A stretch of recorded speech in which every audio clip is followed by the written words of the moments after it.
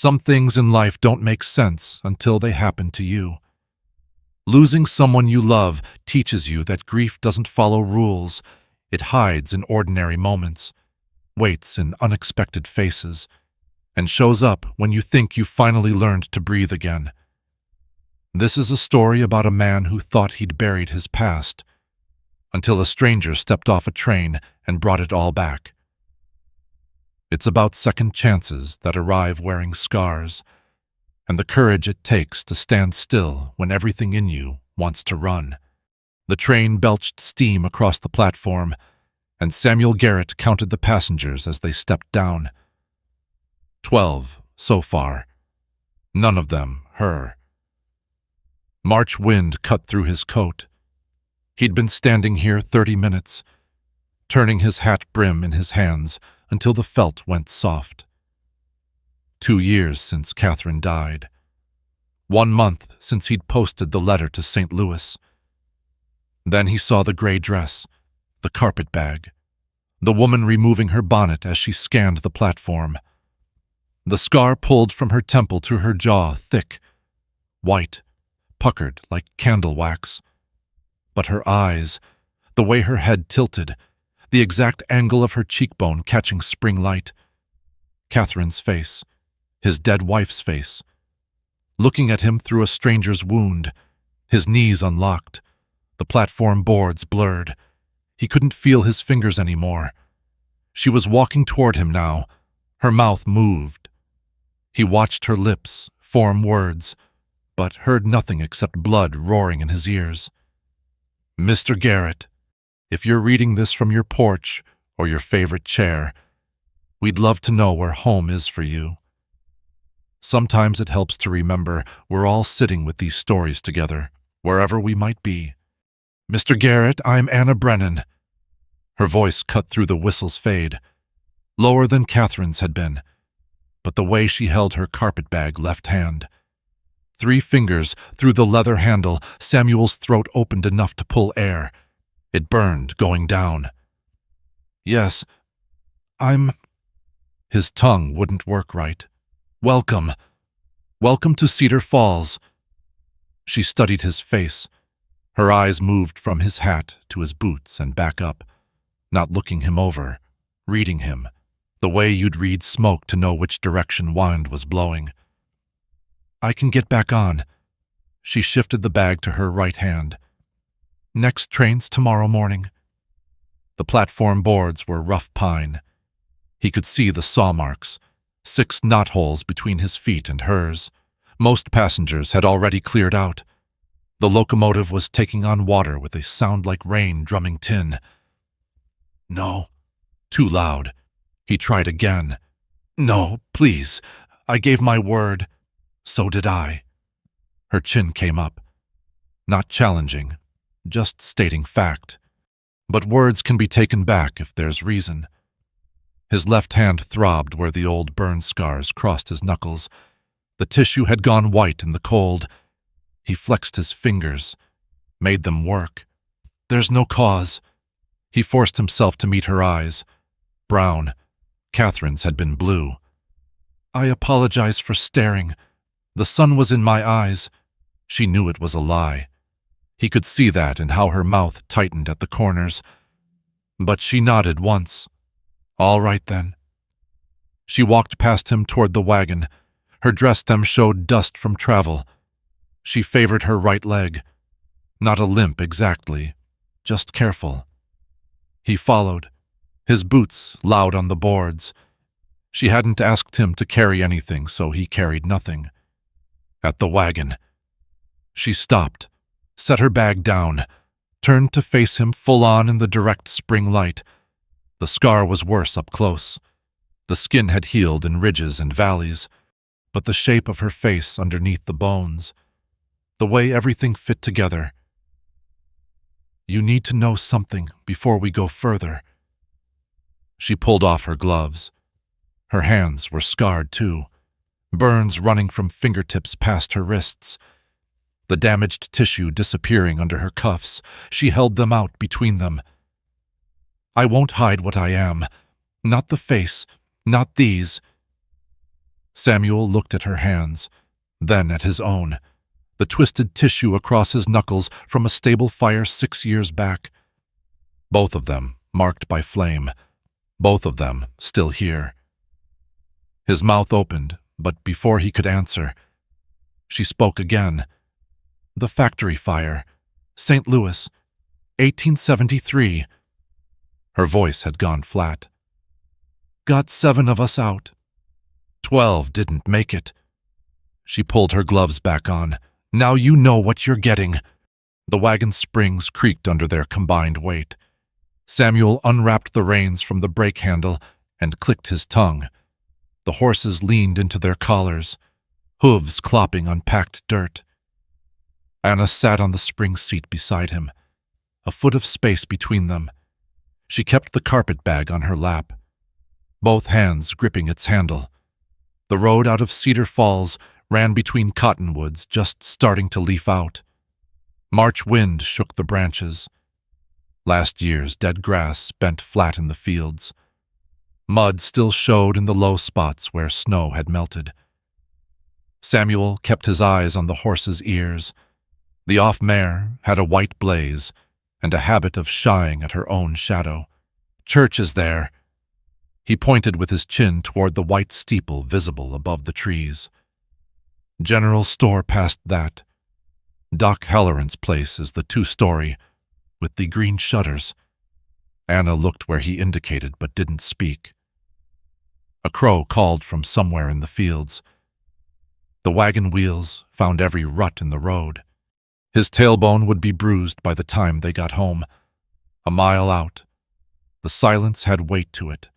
Not comfortable, not hostile, just there, like the mud and the wind and the gray sky overhead. How far to your nearest neighbor? Anna's voice made him start slightly. 1.5 miles. Johnson's. They run cattle mostly. Do they know about me? Told them I was bringing a wife. She shifted the carpet bag on her lap. What did you tell them about me? That you were coming from St. Louis. Nothing else. No. Her grip on the bag loosened. Just slightly. Her knuckles had been white before. The road climbed a low rise. At the top, the valley opened up. Farmland spread out in squares and rectangles. Some fields showed the dark lines of early plowing. Others were still winter brown. The Rockies showed blue and white on the western horizon. His ranch lay in a fold of land where a creek ran year-round. They splashed through the shallow crossing. Water sprayed up and beaded on the wheel spokes. The horses blew hard, shaking their heads at the cold. The windmill appeared first. Its blades turned slow against the sky. Then the barn red paint faded to rust in places. Then the house itself, white clapboard, 2 stories, a porch that wrapped around 3 sides. His father had built it thinking he'd need room. For grandchildren, for family gatherings, for a life that never quite happened the way he'd planned. Anna sat straighter, set the carpet bag on the floorboards between her feet. The house needed paint. 2 porch boards sagged in the middle. But the roof was sound and all the windows had glass. Smoke should have been coming from the kitchen chimney. Wasn't. Samuel pulled the team up at the hitching rail, set the brake. His hands knew the movements without thinking. He climbed down and tied off the horses, giving them each a pat on the neck. When he turned, Anna was already on the ground. She hadn't waited for him to come around. Her boots hit the dirt, and she stood looking up at the house. It's bigger than I expected. My father built it. Samuel lifted her carpet bag from the wagon bed. Thought he'd need room. She didn't ask what for. He carried the bag up the porch steps. The boards gave slightly under his weight. He'd been meaning to fix that, meaning to do a lot of things. Inside, the house smelled like dust and old smoke and time passing. The front door opened into a narrow hall, parlor to the right, kitchen straight back, stairs climbing up on the left. His boots tracked mud on the floor. He should have wiped them. Too late now. Kitchen's this way. He led her back. The stove was cold. The firebox full of ash from 3 days ago. Dishes sat in the dry sink, a plate, a cup, a fork. The table had dust thick enough to leave fingerprints. Anna set her reticule on the table, touched the dust with one finger, looked at it. "I'll show you the bedroom." He started toward the stairs without checking if she followed. The guest room was at the end of the upstairs hall. He opened the door. Afternoon light came through the window in a pale square on the floor. Dust motes swirled in the beam.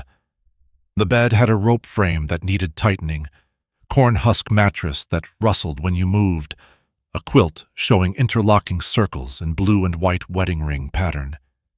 Catherine had made it the first year they were married. Anna walked to the window, looked out at the barn and the empty corral and the fields beyond. "This is fine. There's the main bedroom down the hall." He pointed back the way they'd come. "Bigger, better light, if you'd rather. I can take this one." "No. This is fine. Better than fine." He set her carpet bag on the floor beside the dresser. The dresser had a mirror that showed both their reflections, him tall and gaunt, her shorter, both their faces marked by things they'd survived. He looked away. "I'll start a fire. In the kitchen. For supper." "All right." He left her there and went back downstairs. His hands were shaking again. He shoved them in his pockets until they stopped. In the kitchen. He built kindling in the firebox, small pieces first, then larger, found matches on the shelf above the stove. The first one broke. The second one lit. He held it to the kindling until flames caught. The fire spread through the dry wood, crackling. He added split logs, closed the firebox door. The stove ticked as metal expanded. Anna came down carrying nothing but her reticule. She'd removed her traveling jacket. Her dress was plain gray cotton, with a white collar that had been washed so many times the fabric was thin. The sleeves were long despite the warming room. "I have cornbread from yesterday." Samuel opened the pie safe. "Some ham. There's coffee, but it'll take a bit to heat." "That's fine." He sliced the cornbread. The knife was dull. Made ragged cuts. Sliced the ham. Set out tin plates and forks. 2 of everything. The plates were mismatched and both had chips on the rim. He filled the coffee pot from the bucket by the sink and set it on the stove. They sat across from each other. The food between them. The dust on the table between them. The question of what they'd agreed to between them. Anna bowed her head. Her lips moved, but no sound came out.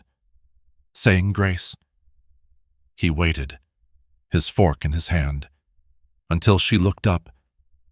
"I don't expect—" he started. "Neither do I," she said at the same time. They both stopped. The clock on the shelf ticked loud, outside. One of the horses whinnied. "You first," Anna said, set down her fork. "I don't expect you to be anything but what you are. What we agreed in the letters. We signed the papers yesterday at the courthouse. Judge Morrison made it legal." He paused. "We take it slow. See if it suits. If it doesn't, you can go back. I'll pay your passage. That suits me." She picked up her coffee cup. The tin was dented. "But I'm not one for sitting idle. I'll need work to do." "There's plenty of that." "Good." They ate without talking more. The cornbread was dry.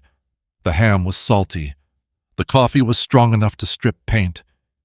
He watched her eat small bites, chewing careful on the left side of her mouth. The scar tissue probably made the right side stiff. When she finished, she stood, carried her plate to the dry sink. "The papers," she said to the wall. "I remember signing them. Just wanted you to know. You're my wife. Legal. If anyone asks. All right. She went back upstairs. He heard her moving around overhead. The dresser drawer opened. Closed. Opened again. The rope bed creaked. He sat at the table until the light through the window turned orange. Until the fire in the stove burned down to coals. Until he couldn't put off going upstairs any longer. His room was at the front of the house. He passed Anna's door on the way. It was open a crack. Through the gap, he could see her sitting on the bed, the carpet bag open beside her. She held something in both hands, a photograph in a frame. But she had it face down on her lap, and her shoulders were shaking. Monday morning. Samuel woke to the smell of coffee. Real coffee. Not the burnt grounds he'd been reheating. He lay still. Staring at the ceiling beams, dawn light showed gray around the curtain edges. Downstairs, metal scraped against cast iron. The stove door creaked open. Wood clunked into the firebox. He dressed in yesterday's clothes, went downstairs in his stocking feet. Boots in hand, Anna stood at the stove. She'd already built up the fire. He could see the orange glow through the grate. The coffee pot sat on the hottest part, steam rising from the spout. A pan of biscuits rested on the warming shelf, their tops golden brown. Her hair was braided and pinned up tight. Same gray dress from yesterday, but with a flour sacky apron tied over it. Sleeves rolled to the elbows despite the morning chill. The burn scars on her forearms caught lamplight tissue, pulled tight and shiny over bone. Morning. She didn't turn from the stove. Coffee's ready. Biscuits need another minute. Samuel sat at the table, set his boots on the floor beside the chair. They clunked loud in the quiet. He watched her move from stove to counter to dry sink. No wasted motion, no hesitation. She knew where everything was, even though this was only her second day in this kitchen. Or maybe she just knew kitchens, knew how they worked regardless of whose they were. She poured coffee into his tin cup, set it in front of him without meeting his eyes.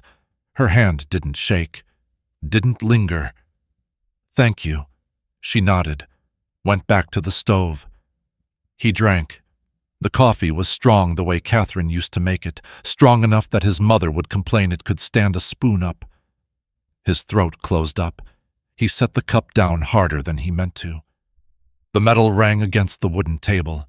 Anna glanced over her shoulder, said nothing, pulled the biscuits from the oven using a folded towel. After breakfast, biscuits with butter, and the last of the preserves, he went out to the orchard. The morning air still had teeth to it. Spring mornings in Colorado came cold. Frost on the grass, his breath showed white. He walked the rows, checking for winter damage. Dead branches needed cutting.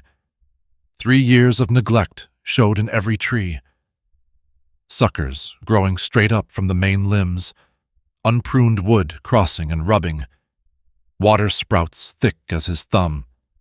When he came in at noon, the parlor curtains were down.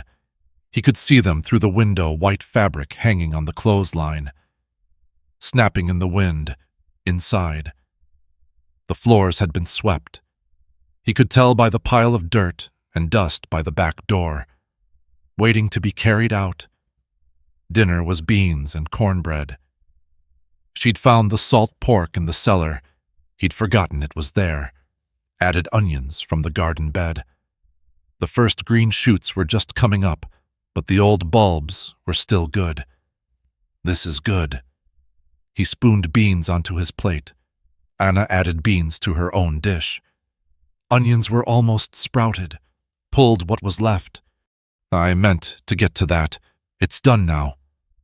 After eating, he went back outside. The afternoon warmed enough for him to shed his coat. Sweat soaked through his shirt. He kept working, cutting dead wood, clearing brush from around the tree bases. By the time the sun touched the mountains, his shoulders ached and his hands were raw, coming back. He saw lamplight in the kitchen window, smoke rising from the chimney. For just a moment, one heartbeat, it could have been any evening 2 years ago. Then he got close enough to see through the window. Anna at the table, her head bent over something. Not Catherine's dark hair, Anna's was brown with gray threading through. He stood in the yard until the ache in his chest loosened, until he could breathe around it. Tuesday followed the same shape. Coffee waiting when he woke, work in the orchard, dinner at noon. More work until sunset. The house a little cleaner each time he came in. Wednesday afternoon, he came in early because rain was threatening. Found the mending basket gone from his bedroom. He'd walked around that basket for 2 years, stepped over it so many times it had become part of the floor. But today it wasn't there. He found Anna in the parlor. The basket sat on the floor beside the horsehair sofa. 3 of his shirts spread across her lap, all missing buttons. 2 had ripped elbows. 1 had a tear along the shoulder seam where he'd caught it on a nail. She had a spool of thread clenched between her teeth.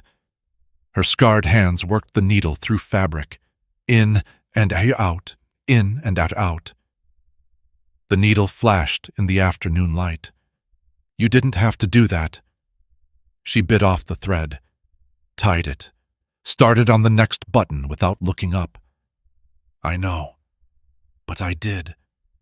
He stood there until standing felt stupid. Then he went back outside, stood on the porch watching clouds pile up over the mountains. His hands wouldn't stop shaking. He gripped the porch rail until the trembling passed. Thursday morning, the mended shirts appeared on his bed, folded in a stack so neat it looked like something from a store. The buttons all matched. She'd found his button box somehow, probably in the back of the hall closet. The tears were sewn with stitches so small he had to look close to see them. He picked up the top shirt, held it to his face. It smelled like lye soap and sunshine. Friday's dinner had 3 dishes. Beans again, because they were cheap and filling. Fried potatoes from the root cellar, stewed tomatoes from the jars Catherine had put up 3 summers ago. You're a good cook. Anna passed him the potatoes. Had practice. The factory, in St. Louis. You worked there long. 7 years. She set down her fork. Started when I was 16. Either learned to sew fast or got shown the door. Is that where? He gestured toward his own face. Yes. She picked up her fork again, kept eating. The conversation was over. Saturday. He woke to the sound of water sloshing, looked out his window. Anna was at the well, hauling up bucket after bucket. The big copper kettle sat in the yard, propped up on stones with a fire built under it. By mid-morning, she had sheets boiling in the kettle. She stirred them with a long stick. Her face flushed from heat. The fire crackled. Steam rose in clouds. He watched from the barn door, told himself he was checking the horses, but his eyes kept drifting back to her, the way she worked, the set of her shoulders, how she tested the water with her fingertips. Scarred skin probably didn't feel heat the same way. Not Catherine. When you watched long enough, not Catherine at all. Sunday, he asked if she wanted to go to church. Not yet. She was kneading bread dough at the kitchen counter, her knuckles pressed deep, leaving marks. Give folks time to get used to the idea. They'll talk regardless. Let them.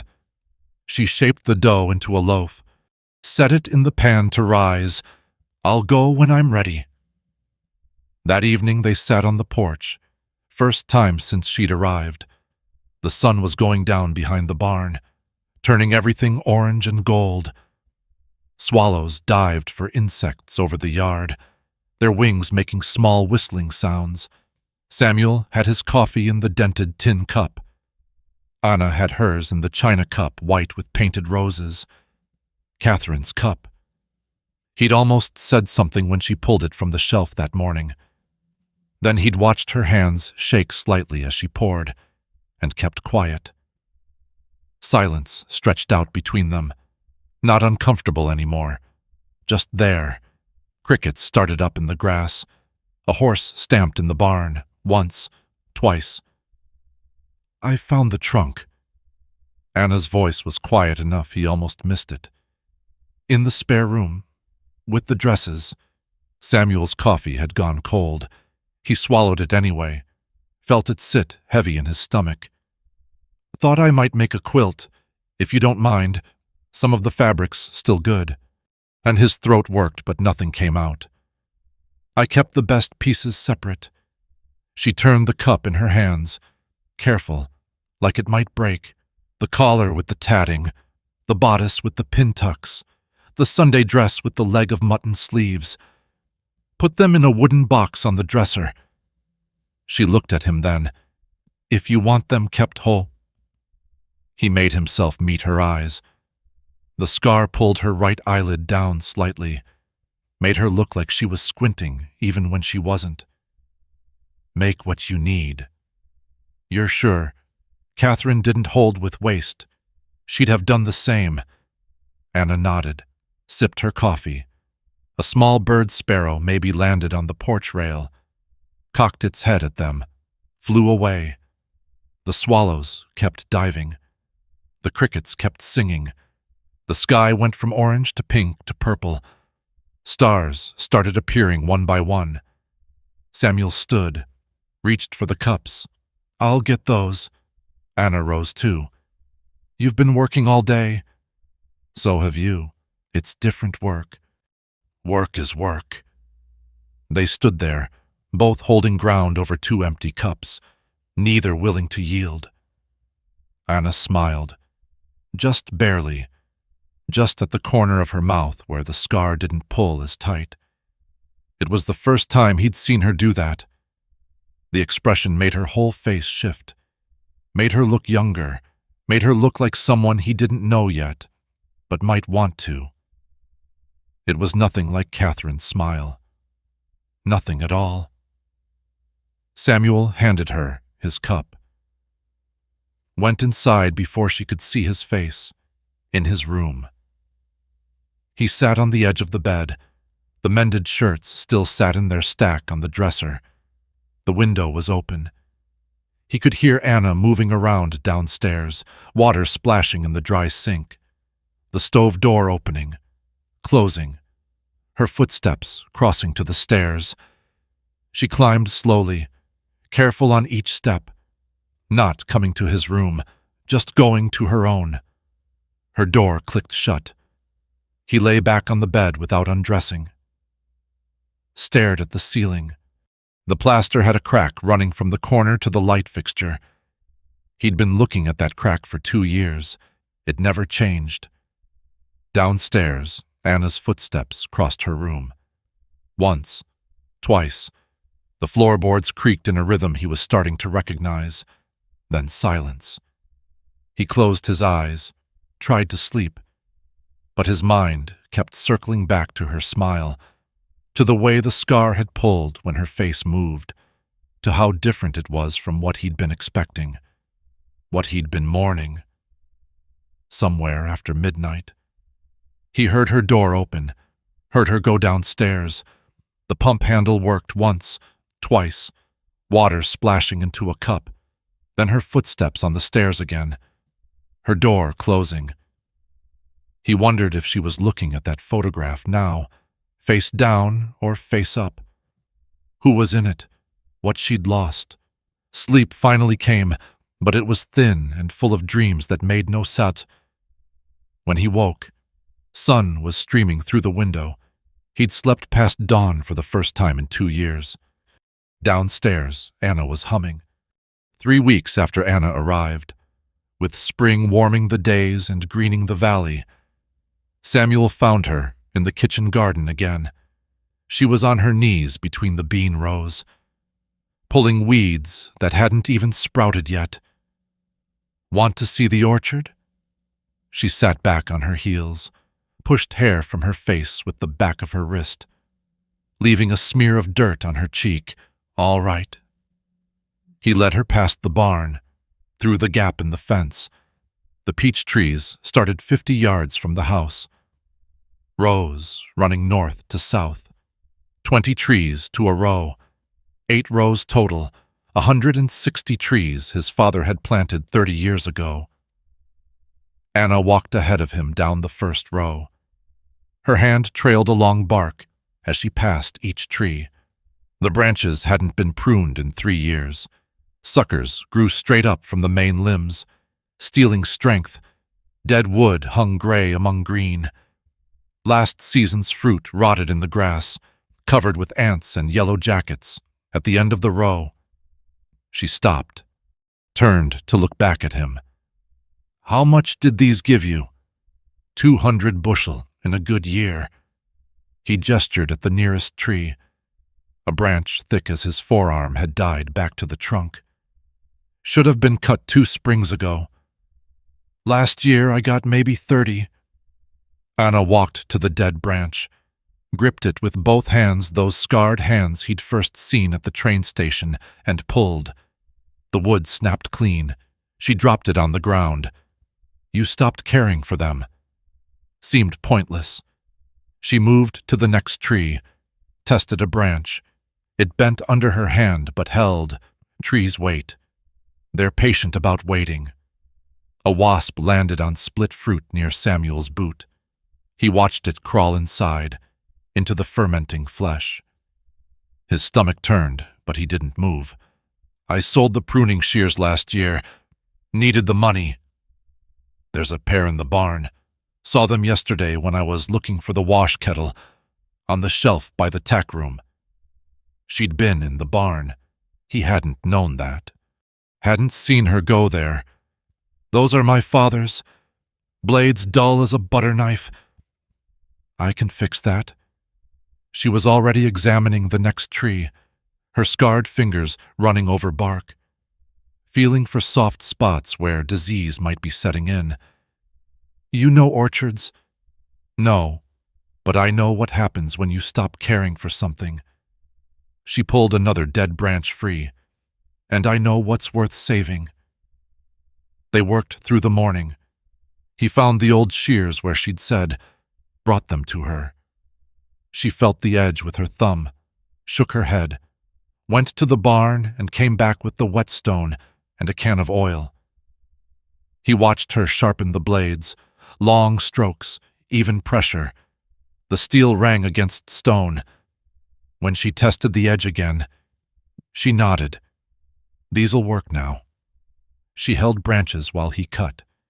He showed her where to look for the branch collar, that slight swelling where limb met trunk. Cut above it and the tree healed clean. Cut into it and you left a wound that wept sap and drew beetles. By noon, they'd finished 1 row. Branches lay in piles along the ground, already starting to dry in the sun. The trees looked naked, exposed. Raw stumps where limbs had been. We'll need to burn these once they cure. Samuel wiped sweat from his forehead with his sleeve. Can't leave them. Disease spreads. Anna walked back through the row they'd cleared, stopped at each tree, put her hand on the trunk, looked up into what was left of the canopy. They'll come back. Maybe. They will. She kept walking, kept touching each tree. Cut 'em hard. They die or come back. That's how it goes. They broke for dinner. Cold ham and yesterday's biscuits. She'd brought a jar of water from the well, condensation running down the glass. They sat in the barn's shade and passed it back and forth. A hawk circled high overhead. Its shadow swept across the yard, gone as quick as it came. Your wife.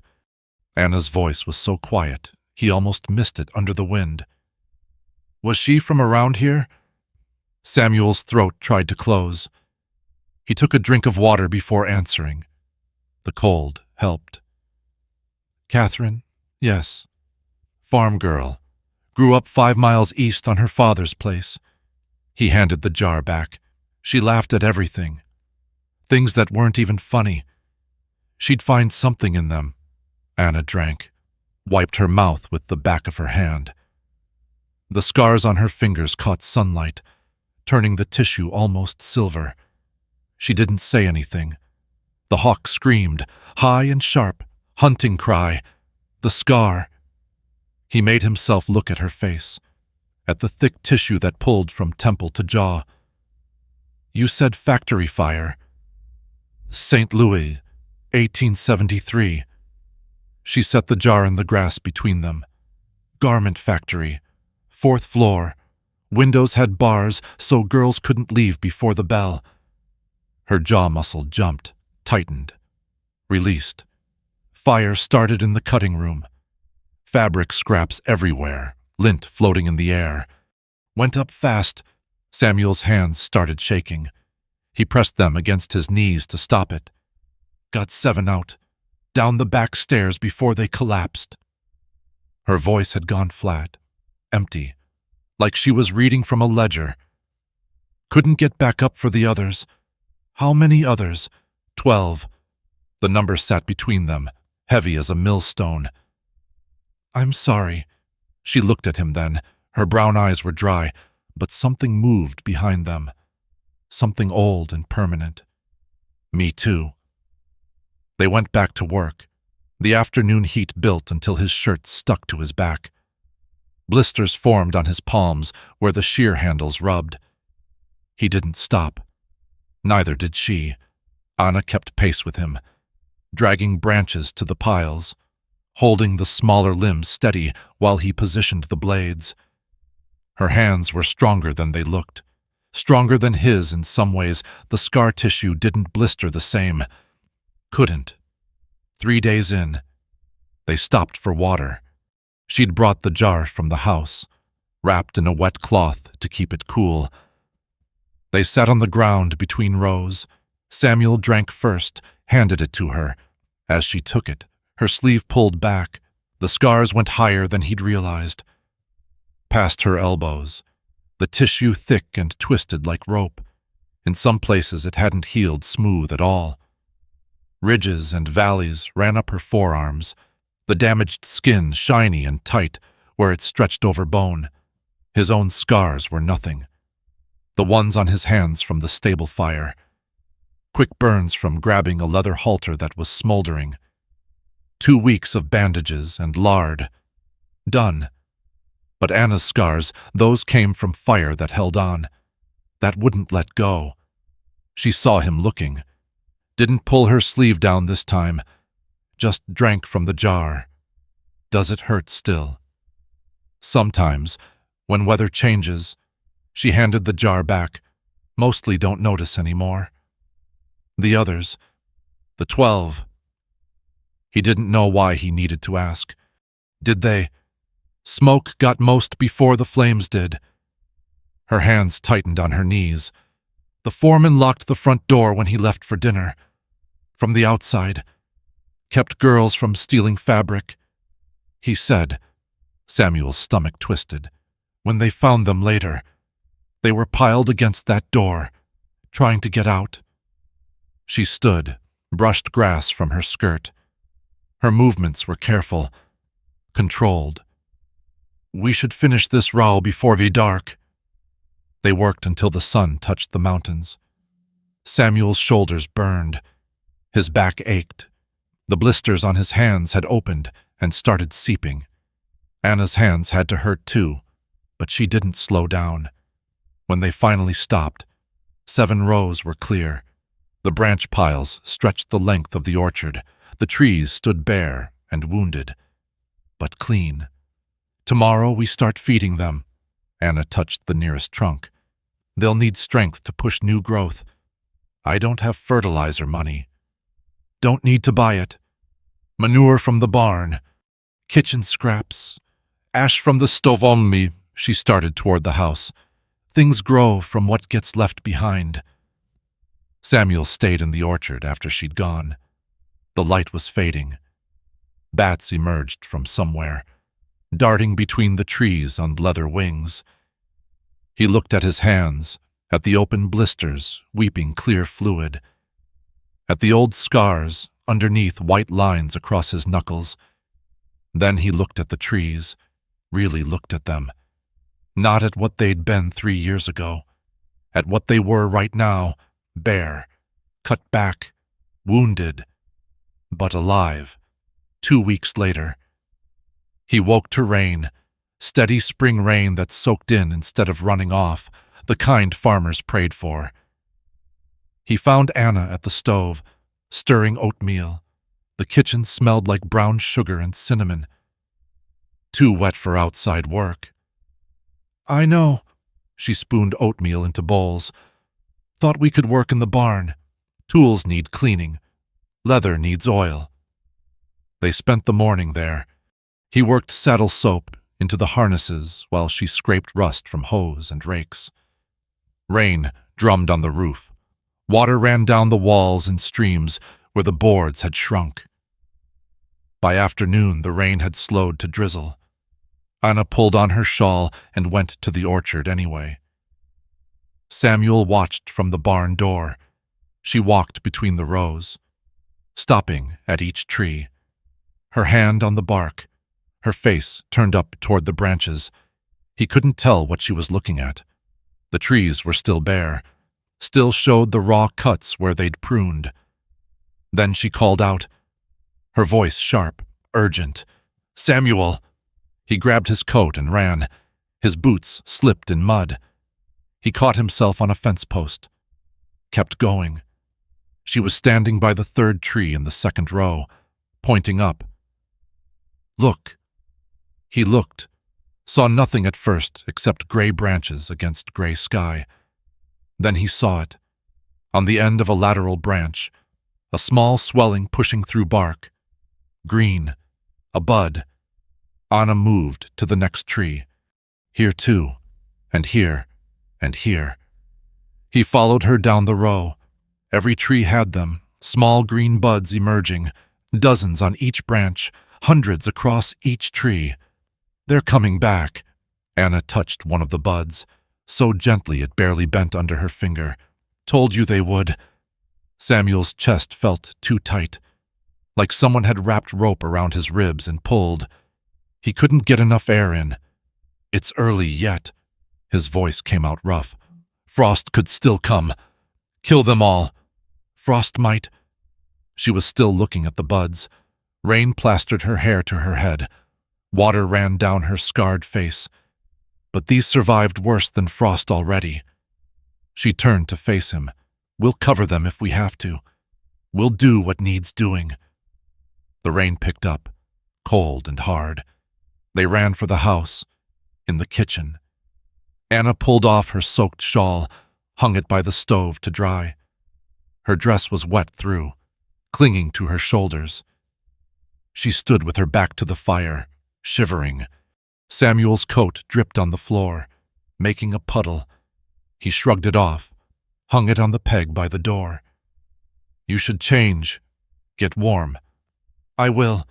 But she didn't move. Just stood there looking at her hands. The scars were white against her cold, reddened skin. Water dripped from her fingertips onto the floor. Tap, tap, tap. "I haven't felt like this in a long time," she said. "What? Like something I did mattered. Like I could make something grow instead of watching it burn." Before he could answer, before he could figure out what to say to that, she went upstairs. He heard her door close, heard her moving around, the dresser drawer opening, closing. He stood in the kitchen, dripping, watching flames through the stove grate. His hands were shaking again, not from cold this time. When Anna came back down, she'd changed into her other dress, the blue one with the white collar. Her hair was damp but rebraided. "I'll make coffee." "Sit." Samuel pulled out a chair. "My turn."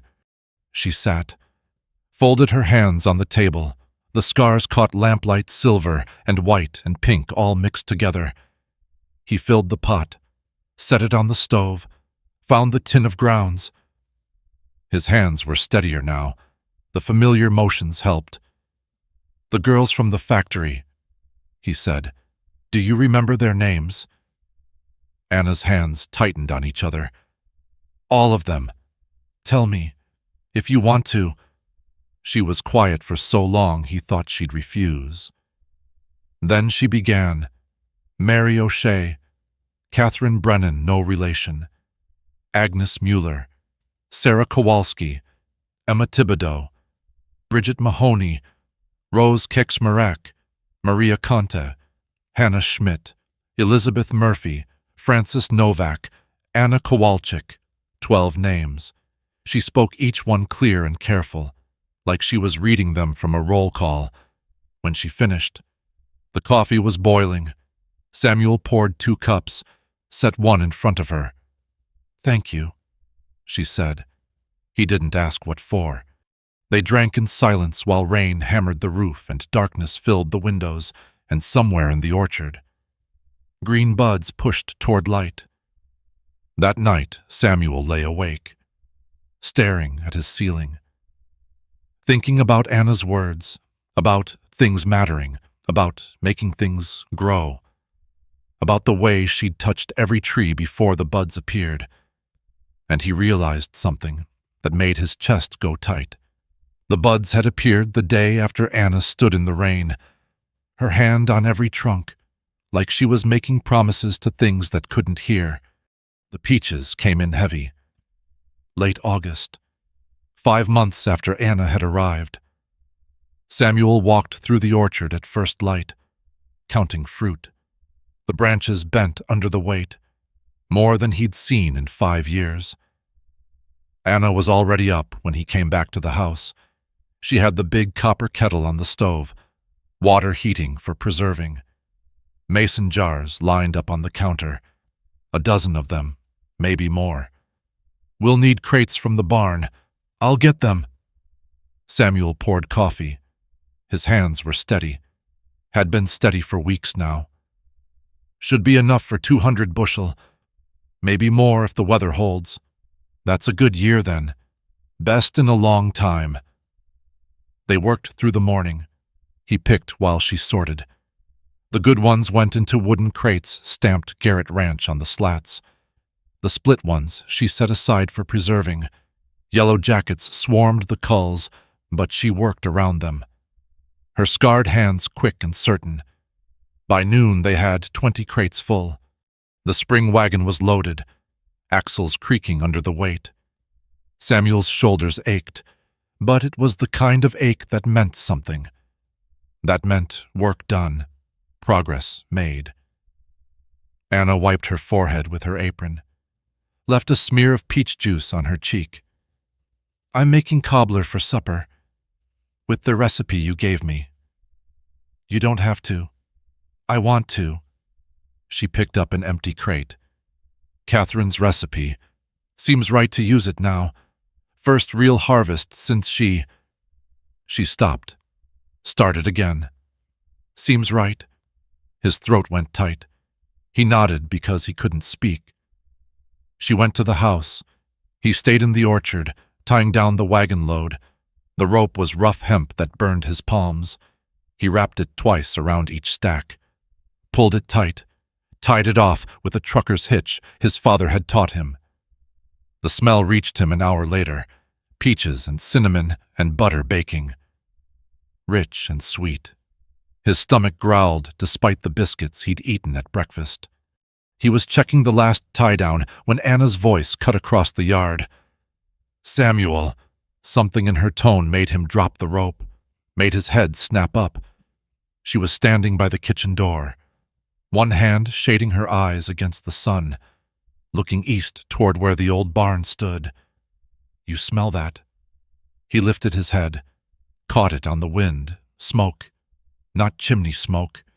Something sharper, drier, wood burning fast and hot. They ran.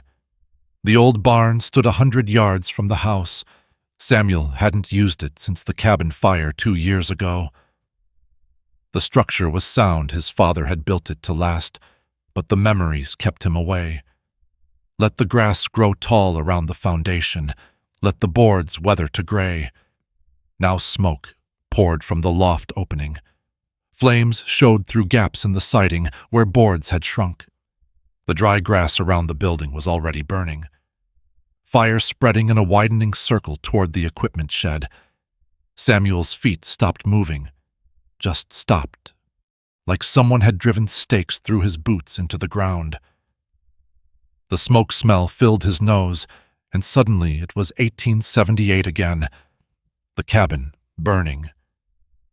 Catherine's scream cutting through the roar of flames, the heat so intense his eyebrows had singed off before he'd gotten close enough to reach the door. The door that wouldn't open, that he'd shouldered until something in his collarbone snapped. That had finally given way to show him Samuel. Anna's hand clamped on his arm. Her fingers dug in hard enough to bruise. "Samuel, look at me. Look at me right now." He couldn't see anything except smoke and flames, and the memory of Catherine's body curled on the cabin floor. Burned beyond recognition, except for the ring on her finger. Anna grabbed his face, forced his head down until he was staring into her eyes, brown eyes, not blue, not Catherine's. "Sam, not then.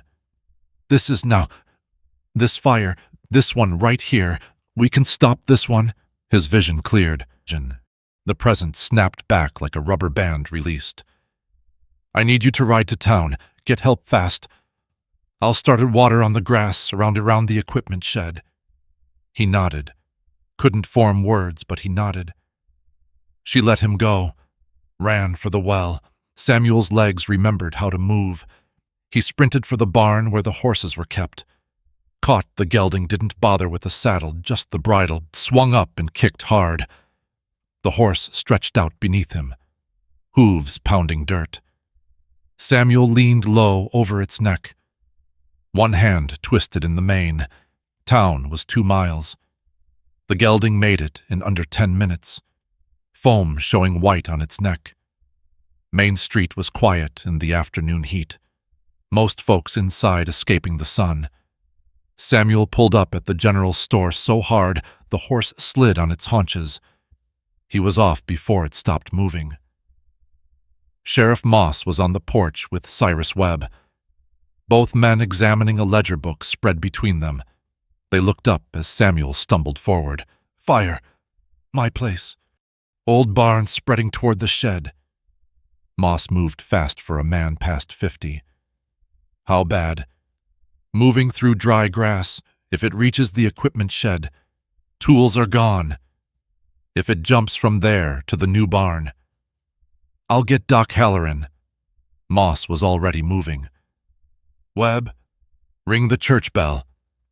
Webb ran. Samuel was back on the horse before the first clang echoed down the street. He beat them back by 5 minutes. Found Anna at the well, hauling up bucket after bucket. She'd already soaked down the equipment shed. The grass around it was dark and wet. Steam rising where water met hot ground. Shed safe for now. She dropped the bucket back down the well.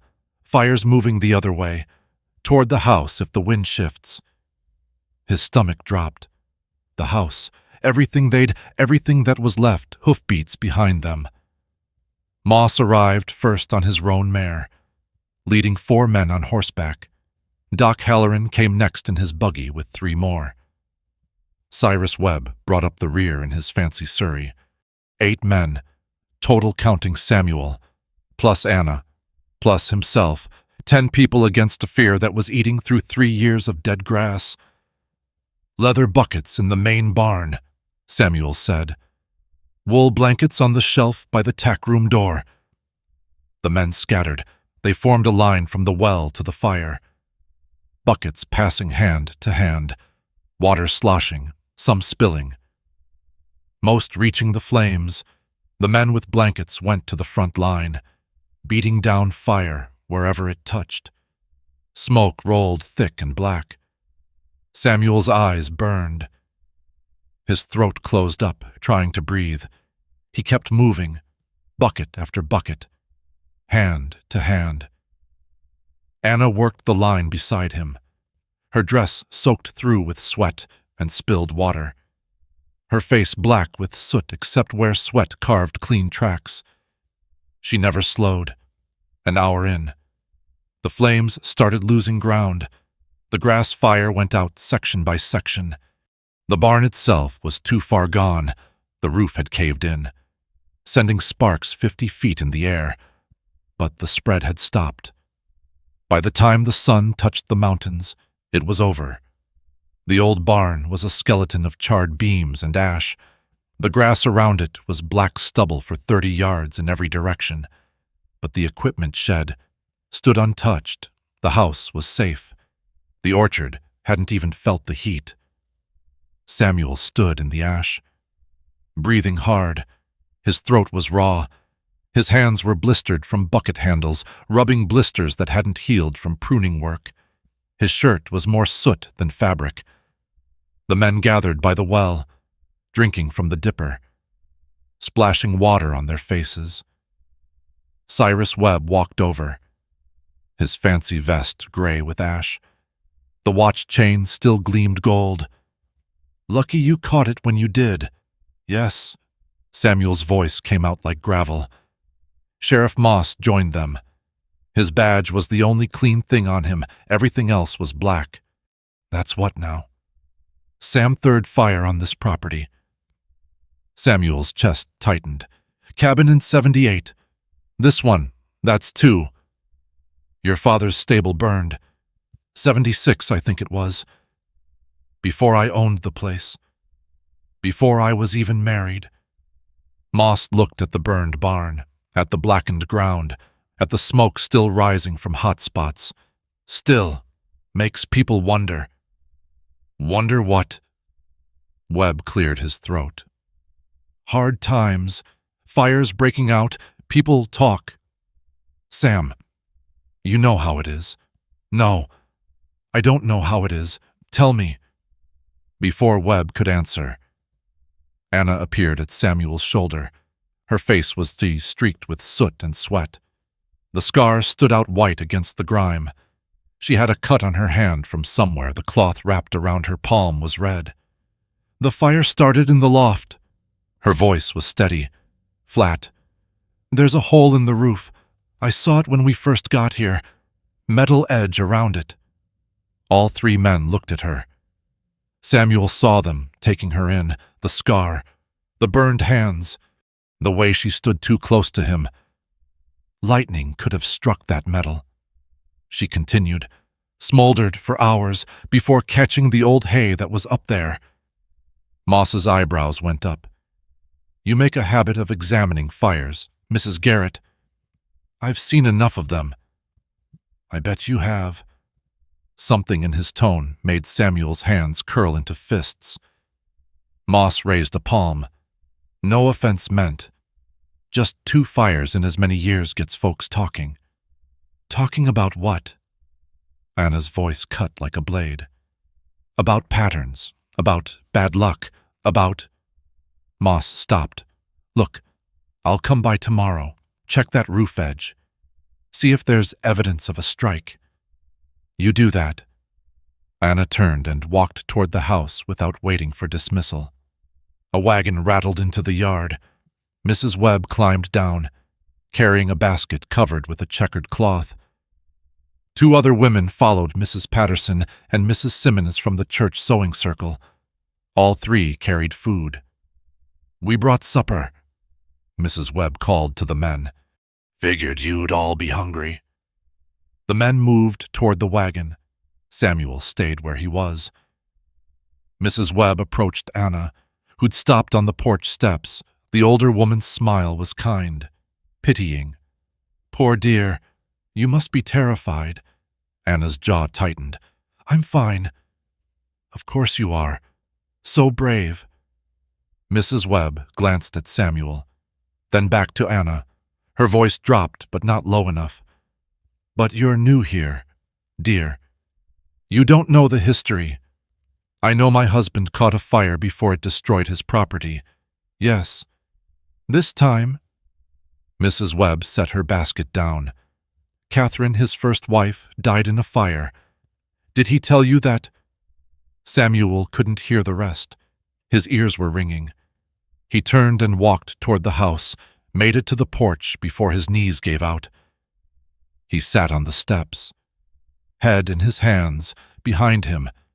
Voices rose, Anna's, Mrs. Webb's, the men talking among themselves. He couldn't make out words, just noise washing over him in waves. The kitchen door was open. The smell of burned cobbler drifted out. She'd left it in the oven when they ran to fight the fire. Hours ago, it would be charcoal by now. Everything he touched turned to ash. Footsteps on the porch. Anna sat beside him. She smelled like smoke and sweat and copper blood from her cut hand. "They're leaving," she said. He nodded without looking up. "Sheriff wants to look at the barn tomorrow. Check for the lightning strike point." "He won't find one." "Why not?" "Because I don't think there was one." His voice came out broken. He tried again. "Old wood catches fire. Dry grass burns. Things just happen, and there's no reason except the world is careless. Sam, everything I care about ends in flames. The stable, the cabin, Catherine. Now this." He looked at her then, at her ruined dress and bleeding hand and soot-covered face. "You should leave. Get out before it's too late." "Too late for what?"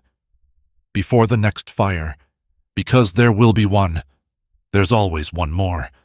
Anna stood, walked to the edge of the porch, stood looking at the burned barn, the blackened grass, the untouched orchard beyond, the crates of peaches still sitting on the wagon, waiting to be taken to market.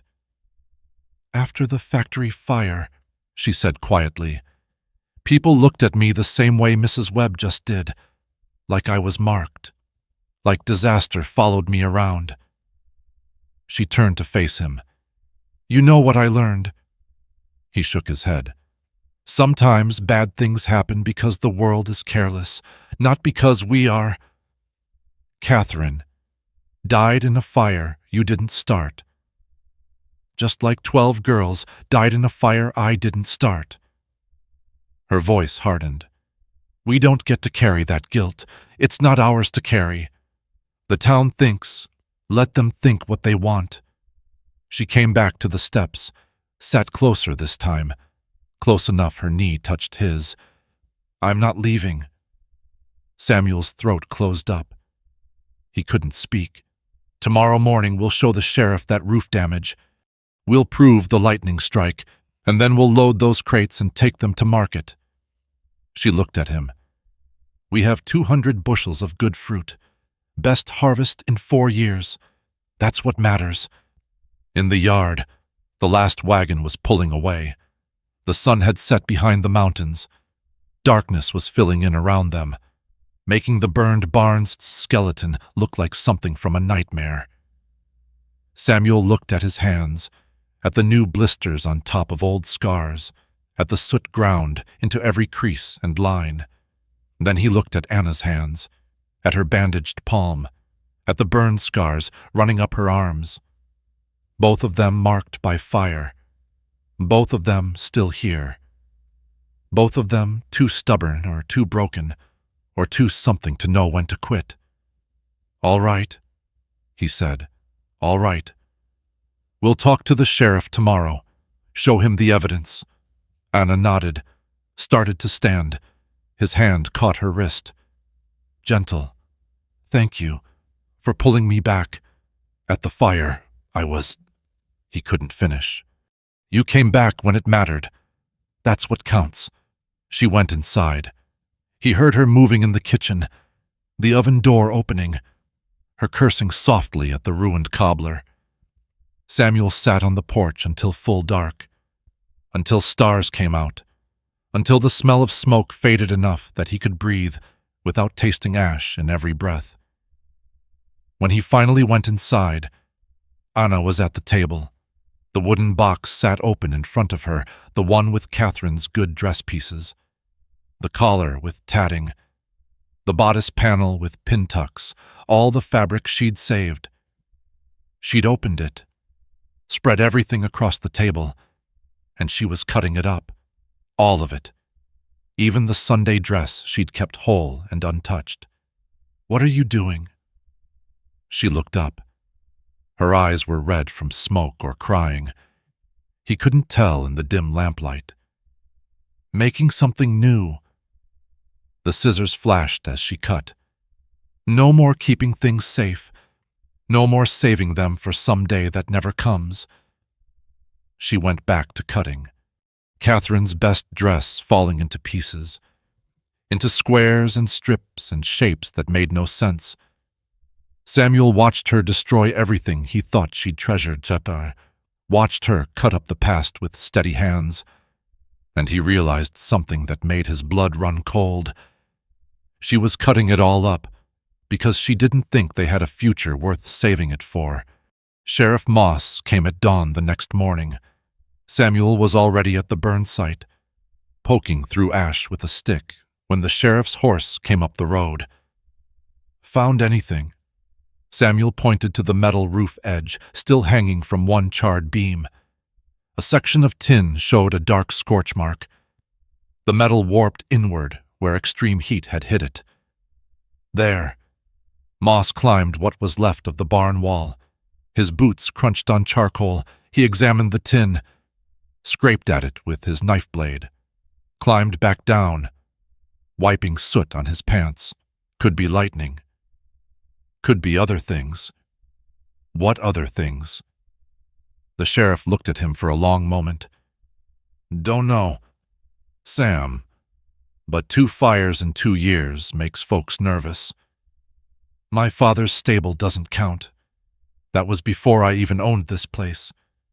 Still happened on this property." Moss walked to his horse, swung up into the saddle. "You be careful. That's all I'm saying. Town council meets Thursday. Webb's already asking questions." After he left, Samuel stayed in the ash. The morning sun turned everything silver and gray. His boots left black prints wherever he walked. Anna found him there an hour later, still standing in the ruins. "I need to go to town. We're out of flour and salt." He pulled coins from his pocket, counted them out. His hands left smudges on the silver. "Take the wagon. I can walk. It's only 2 miles. Take the wagon." She looked at his face. Something there made her nod. She took the money without letting their fingers touch. He watched her drive away. The wagon wheels left tracks in the dirt road. 2 parallel lines stretching toward town. Dust rose behind her in a yellow cloud that hung in the still air long after she'd disappeared. When she was out of sight, he went back to the burn site, started pulling down what was left of the walls. The charred beams came apart in his hands, crumbling into pieces. Splinters drove into his palms through the blisters that hadn't healed. He kept working.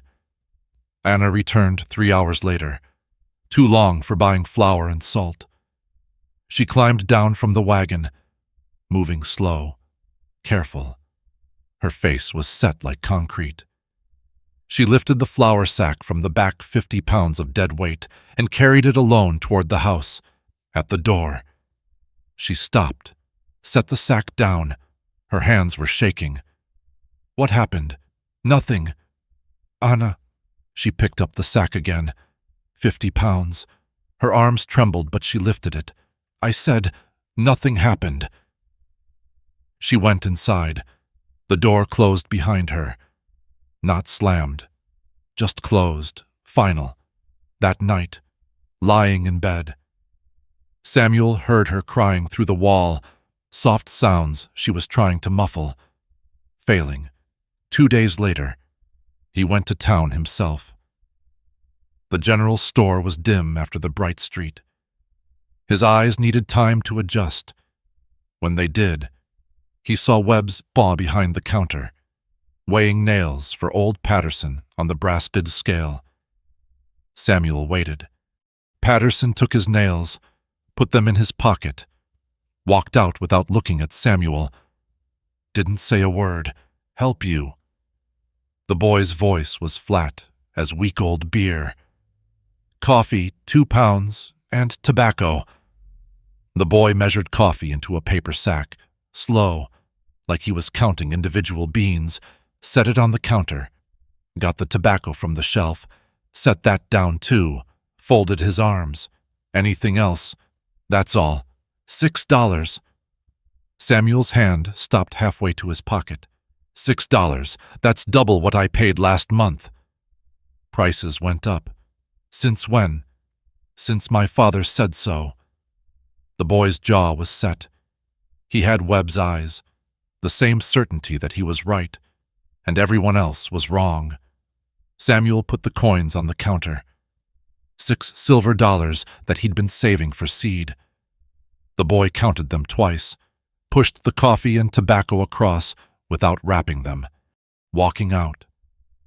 Samuel passed Mrs. Patterson and Mrs. Simmons on the porch, both in their church dresses, despite it being Tuesday. They stopped talking when they saw him. Both nodded. Neither smiled. Their eyes slid away like he was something unpleasant they'd rather not see. He loaded his supplies in the wagon. His hands were steady, but something in his chest felt like it was being crushed in a vice. The next morning, a knock came at the kitchen door. Samuel was in the barn, mending harness. He heard voices, female voices, 3 of them. He put down the leather strap and walked to the barn door. Mrs. Webb's buggy stood in the yard, horse tied to the hitching rail. She was already inside the house. Mrs. Patterson and Mrs. Simmons were with her. He should go in, should be there, but his feet wouldn't move. Wouldn't take him toward that door, through the kitchen window. He could see them, all 4 women around the table, Anna standing, her back straight as fence wire. The 3 others sitting like they owned the place. Mrs. Webb's mouth was moving. Anna's face was stone. Samuel made himself walk to the house. Stopped outside the kitchen door where they couldn't see him. He could hear everything. Just want what's best for you, dear. Mrs. Webb's voice dripped honey. You've only been here 5 months. You don't know the whole story. I know enough. Anna's voice was steady, but something underneath it was starting to crack. Do you know about the cabin fire? About how he was supposedly in the barn when it started? About how some people saw him riding away from the property that afternoon? Mrs. Webb paused. About how he couldn't get the door open in time to save her. Silence. Did he tell you about the insurance money, how the cabin was insured for 3 times what it was worth? How he collected $300 after she died? Get out. Anna's voice broke on the words. Did he tell you people think he wasn't trying very hard to save her, that the door was barred from the outside? That's a lie. Is it? Mrs. Simmons spoke up. Dear girl, look at yourself. That scar, those hands, you've already survived on fire. Do you really want to risk another one? Get out of my house. We're only trying to help. Get out. Chairs scraped, footsteps. The kitchen door opened, and the 3 women came out. They saw Samuel standing there in the yard. Mrs. Webb's face went hard. Mr. Garrett, we were just expressing our concern for your wife's safety. I heard what you were expressing. Then you know we're only thinking of her welfare, before someone else gets hurt. She gathered her skirts, climbed into the buggy. Mrs. Patterson and Mrs. Simmons followed. The town council meets tomorrow. Mr. Garrett, you should attend. There are questions that need answering. They drove away. Samuel stood in the yard, watching dust settle on the road long after the buggy disappeared. When he went inside, Anna was still at the table. Catherine's china tea set was laid out, the one with painted roses. 4 cups and saucers. The the good cookies Anna had been saving arranged on a plate. One had a bite taken out of it. She looked up when he entered. Her face was white, except for 2 spots of red high on her cheeks. They brought their own cups. What? They brought their own cups, pulled them from Mrs. Webb's bag, said mine weren't. Her voice shook, said theirs were more suitable for tea. The cups on the table were new china, expensive, matching set with gold trim. Catherine's old cups sat unused, chipped edges, mismatched patterns. But Anna had washed them special. He could see water spots still drying on the rims. Mrs. Patterson asked if I knew how to read. Anna's hands pressed flat on the table, pressing down hard like she was trying to push through the wood. Said some of those factory girls couldn't. Wanted to make sure I understood what I'd gotten myself into. Samuel's vision went red at the edges. Mrs. Simmons asked if I'd considered going back to St. Louis. Said Mrs. Webb has a brother there who runs a boarding house. Might have work for someone with my... She stopped, started again. Someone in my situation. Anna. They think I'm trash. Her voice dropped to a whisper. They think you married trash because no decent woman would have you after what you did. I didn't do anything. Doesn't matter what's true. Matters what they think. She stood. The chair fell backward, clattering on the floor. Maybe they're right. Maybe I am trash. Maybe that's why I answered your letter. Because I had nowhere else to go, and you were desperate enough to take damaged goods. Don't talk like that. Why not? It's what they said. That scarred woman. They called me that. To my face, in my own kitchen, her voice broke completely. Said I should leave before I get hurt. Before there's another fire. Before... She grabbed the teacups, the expensive ones Mrs. Webb had brought, threw them at the wall. They shattered. Pieces scattered across the floor.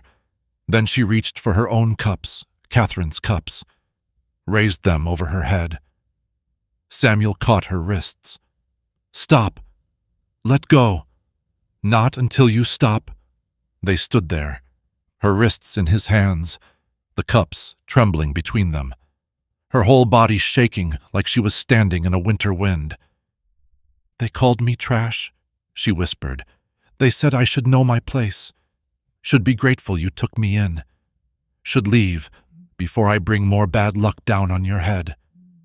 Tears ran down her face, cutting clean tracks through the dust on her cheeks. They're right. I should go, before the next fire, before whatever's coming that's always coming. Samuel took the cups from her hands, set them on the table, gently. There won't be a next fire. How do you know? She looked at him. Her eyes were wild, desperate. How do you know I'm not cursed, that I didn't bring this with me? 12 girls died because I lived. What if it follows me? What if you're next? You didn't kill those girls. I survived when they didn't. That's the same thing. It's not. She pulled away from him, went to the window, stood there with her arms wrapped around herself like she was trying to hold her ribs in place, outside. The orchard was green, the peach trees showing the last of their fruit, the burned barn a black skeleton against blue sky, the wagon still loaded with crates, waiting to go to market. Tomorrow they're going to ask you to leave town, she said. Aren't they? He couldn't lie, didn't answer. Anna turned from the window. Her face was wet, but her eyes had gone dry and hard. I'm not leaving. Anna, I'm not leaving. Whatever they say tomorrow, whatever they vote, whatever they do. She walked past him, stopped at the door. Unless you want me to go, if you want me gone, say it now. No. You're sure because they'll make it easier if I leave. No more questions, no more fires, no more bad luck following you around. He looked at her. at the scar pulling her face, at the burn scars on her hands, at the woman who'd grabbed his face when he froze at the fire and brought him back from the past, at the woman who'd touched dead trees until they bloomed again. "I'm sure. You stay." She nodded, went upstairs. He heard her door close, heard her moving around, heard something heavy hit the floor. Samuel stood in the kitchen, looked at the broken cups on the floor, expensive china in pieces, looked at Catherine's cups, still whole on the table, looked at the cookies with one bite missing, at the tea set laid out for company that had brought their own dishes because his weren't good enough. Then he looked out the window, at the road leading to town, at the church steeple visible through the trees. Tomorrow the town council would meet. Tomorrow they would talk about fires and curses and men who brought disaster everywhere they went. Tomorrow they would have questions he couldn't answer with anything, except truth that sounded like lies. Tomorrow he would have to stand in front of them and defend his right to exist on land he'd been born on. But tonight he had something else to do. He climbed the stairs, knocked on Anna's door. "Come in." She was sitting on the bed, hands empty, staring at nothing. The photograph lay face up on the quilt beside her. He could see it clearly for the first time. 2 young women, maybe 20 years old, dark-haired, both of them, laughing, arms around each other's shoulders, both in factory dresses with high collars, both whole, unscarred, both believing they had futures. "My sister," Anna said. "Catherine. That's who I named her for your wife. When I saw your letter, saw her name, I thought—" She stopped, picked up the photograph. "She was in the fire. She's one of the 12. I'm sorry. She told me to write to you. Before she died, her lungs were she couldn't breathe right, but she could still talk. Said, find somewhere safe. Find someone kind." Anna traced her sister's face with one finger. "But there's no such thing as safe, is there? No. And kind doesn't matter if everyone thinks you're cursed." Samuel sat beside her on the bed, took the photograph from her hands, looked at the 2 women, sisters, both smiling, both dead now, in different ways. "Tomorrow we're going to that meeting," he said, "and we're going to tell them the truth." "What truth? That fires start, that people die, that bad things happen." He handed the photograph back. "And that none of it was our fault." Anna held the photograph against her chest. "What if they don't believe us? Then we leave. We sell this place. We go somewhere nobody knows us or what happened." He stood. "But we go together." She looked up at him. Her face was raw, exposed, like she'd taken off skin along with the mask. "You mean that even after what they said, even though everyone thinks I don't care what they think." The words came out harsh. "True. I care what I know. And I know you're the one who made me look at those trees again, who made me see that things could grow back." He went to the door, stopped. "Get some sleep. Tomorrow's going to be hard." "Samuel." He turned. "Thank you. For—" She couldn't finish. He nodded, left, closed the door behind him. In his own room, he didn't sleep, just lay in bed listening to the house settle, to Anna moving around next door, to all the sounds of 2 people who'd lost everything trying to figure out if they'd found something worth keeping. Just before dawn, he heard her door open, heard her go downstairs, heard the stove door creak as she built up the fire. When he came down an hour later, she was at the table, 2 cups of coffee waiting. Her face was set like she was going to war. "Whatever happens today," she said, "we face it together. Together." They drank their coffee in silence while the sun came up and the day began, and somewhere in town, People were already gathering to decide their fate. The church bell was ringing when they reached town. Samuel pulled the wagon up to the hitching rail outside the white clapboard building. His hands were steady on the reins, but his shirt was already soaked through. The sun wasn't even high yet. Anna sat beside him in her blue dress, the one with the white collar she'd washed 3 times to get it clean enough. She'd pinned her hair up careful, hadn't tried to hide the scar with a veil or bonnet. "We don't have to do this," Samuel said. "Yes, we do." She climbed down before he could help her, smoothed her skirt, walked toward the church like she was walking into a room full of people who wanted her dead. The churchyard was full. Wagons lined both sides of the street. Families in their Sunday clothes stood in clusters, talking low. When Samuel and Anna appeared at the gate, the talking stopped. Mrs. Webb saw them first. Her mouth made a small O. She turned to Mrs. Patterson, leaned close, whispered something. Both women looked at Anna, then looked away, fast, like looking too long might be catching. Samuel's jaw clenched so hard, his teeth ached. He offered Anna his arm. She took it. They walked up the church steps together, boots loud on the wooden planks. Inside, the pews were nearly full, heads turned as they entered, one by one, like dominoes falling. The sound of it all, those necks creaking, all that fabric rustling filled the whole building. Samuel led Anna to a middle pew, not the back where strangers sat, not the front where the Webbs and Pattersons claimed space like they'd bought it. The middle, where his family had sat since his grandfather built this church 40 years ago. The Johnsons were in the pew ahead. Johnson's wife looked back over her shoulder, saw Anna. Her expression flickered something between pity and fear. She turned around so fast her hat went crooked. Behind them, someone whispered. Samuel caught fragments floating forward. "Nerve. After everything. D. Poor Catherine wouldn't." Anna's hand tightened on his arm. He covered it with his own. Her knuckles were white under his palm. Reverend Miller entered from the side door. Young man, maybe 30. Only been in Cedar Falls 2 years. He saw Samuel and Anna in their pew. His step faltered, just for a heartbeat.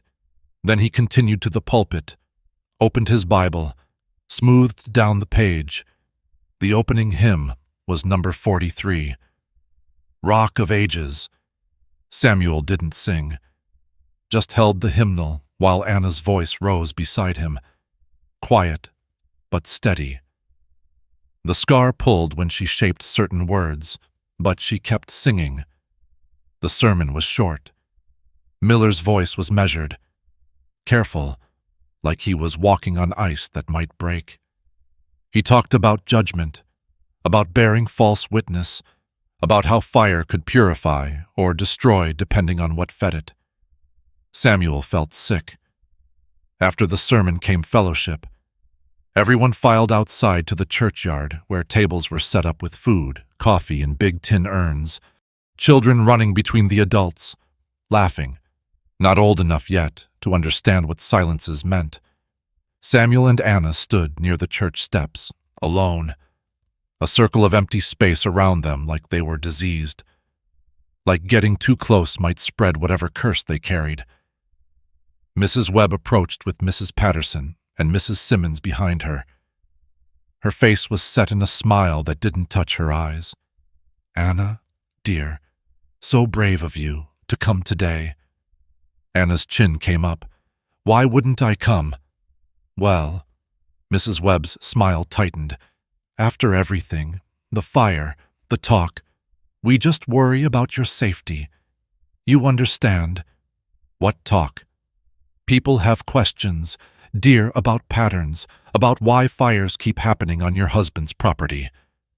Her voice dropped, but not enough. Others could hear, were listening.